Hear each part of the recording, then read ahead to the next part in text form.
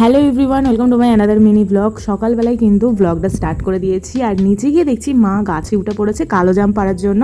অবশ্য কালো জামগুলো পাকেনি সেরকম, তো এই অল্প কটাই পেরেছিল। আর আমাদের বাড়ির এখানে কালী পুজো আছে, তো সেই জন্য ঠাকুর নিয়ে যাচ্ছিলো। ভাবলাম তোমাদেরকেও সকালবেলা একটুখানি ঠাকুরের দর্শন করিয়ে দিই।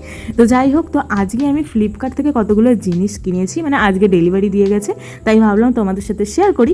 আর বিশেষ করে রুম ডেকোরেশনের জিনিসপত্র আমি অর্ডার দিয়েছি, তো তার মধ্যে এই দুটো ফার্স্ট এসছে। অ্যাকচুয়ালি আমি অনেক জায়গাতে দেখেছি এই পাপোশগুলো খুব সুন্দর জলশোষ করে, তাই বাড়ির জন্য দুটো পাপোশ দিয়ে নিয়েছি। এছাড়াও আরো দুটো প্রোডাক্ট এসেছিল। একটার মধ্যে ছিল হচ্ছে ফেস ওয়াশ, যেটা আমি অলরেডি খুলে আগেই দেখে নিয়েছি। আর একটা বক্সে কি ছিল সেটা আমি দেখিনি, তো ভাবলাম ভিডিও করতে করতে তোমাদেরকেও দেখাবো আর আমি নিজেও দেখবো।